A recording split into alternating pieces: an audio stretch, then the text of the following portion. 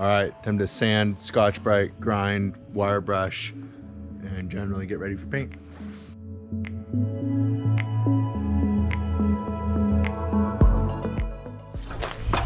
The goats really like when we have Airbnbers because we work down here and they watch.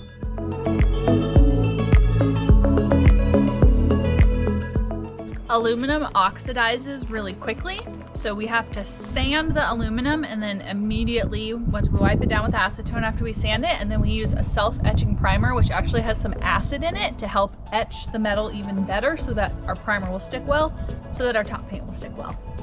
Don't try this at home, kids. Oil-based paint and a face mask aren't exactly PPE approved.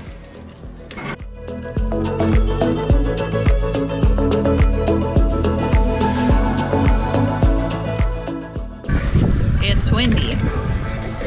Not ideal. Gotta get it done. Get her done.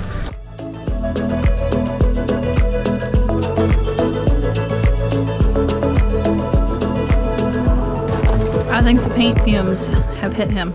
So in the past, we've had really good luck with this gun when we're spraying oil-based paint. It's just a pressure pot gun from Harbor Freight. It's not very expensive, and we're gonna be spraying Rust-Oleum semi-gloss enamel out of it.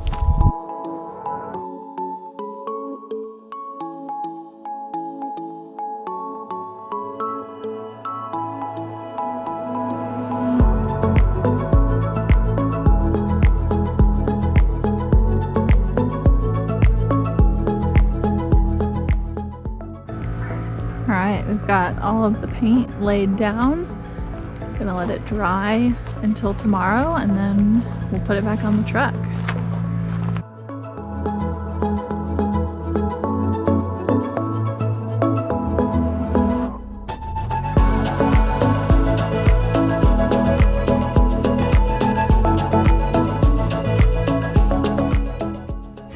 The front of the camper is rigidly bolted to the frame, but we decided to go with a spring mount system on the back of the camper. So if we have some frame flex, the springs will allow the camper to separate from the frame slightly and keep from damaging the camper.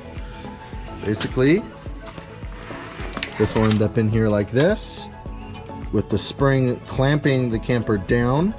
And if it needs to, it can compress the spring and lift slightly from the frame. Before we could start putting the floor into the camper, we needed to get our diesel heater fuel system hooked up.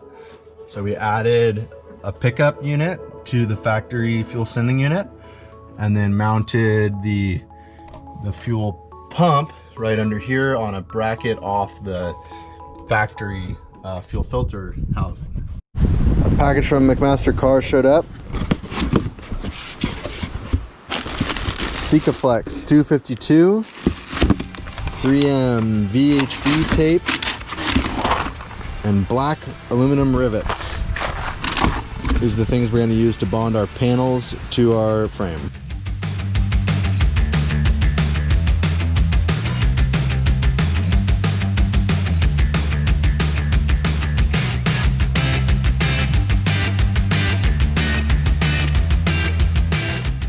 We made all of our wall panels last week by gluing up 1/4 inch UV coated plywood, 1 inch foam Mylar 150, and 050 aluminum using PL Premium Loctite.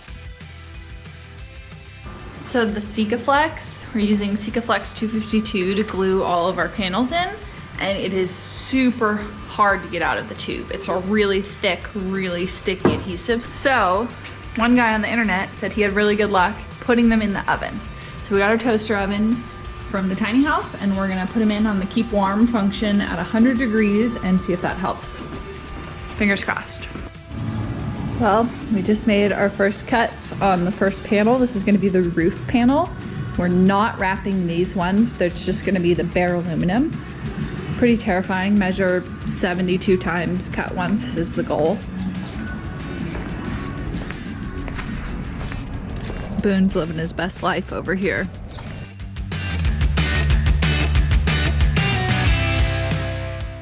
I applied white PVC wallpaper to the ceiling panels before we installed them.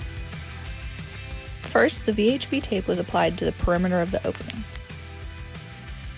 Then a thick bead of Sikaflex was applied on the outside perimeter of the VHB tape. The VHB tape immediately grabs the panel, so it was vital to get it lined up before pressing it into place. We placed rivets every 8 inches, sealing them with a dab of Sikaflex as we went.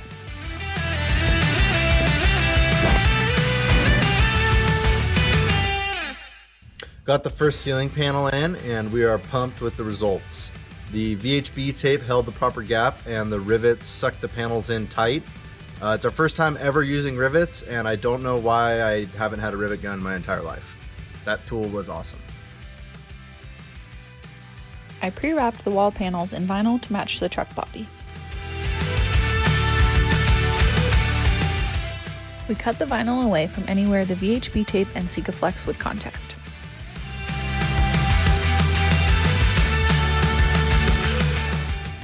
Why are you wearing my eye surgery goggles? I got the devil's eye sauce in my eyes, which Courtney also refers to as aluminum chips from the skill saw. Pull it out with a tweezer. I had to pull it out with the tweezers. You can only afford one blind person in this family. Don't get metal in your eyes. So now he's Wear your goggles. Cool.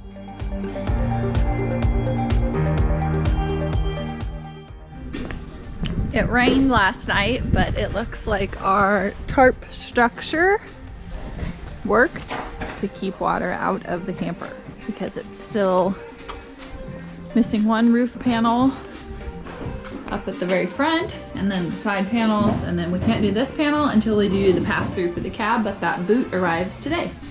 Oh, better late than never, but we finally got a pneumatic caulking gun. Oh boy, this thing makes this job a lot easier.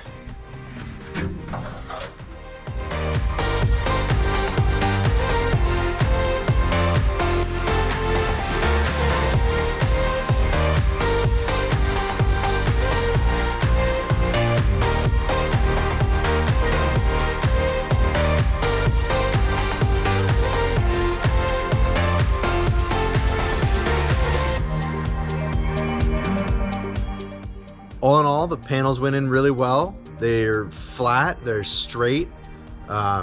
This thing is now like super rigid. The rivet gun's my new favorite tool. That thing makes assembling things so fast. I wish I would have had one for all kinds of past projects.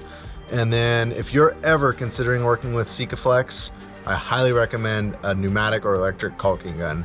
That turned a terrible job into a pleasant experience, because that stuff is hard to get out of that tube. I need to shave really bad. But we have been working every waking minute, and I have not even had a chance to think about shaving. He's still showering though, don't worry. All right, back to work.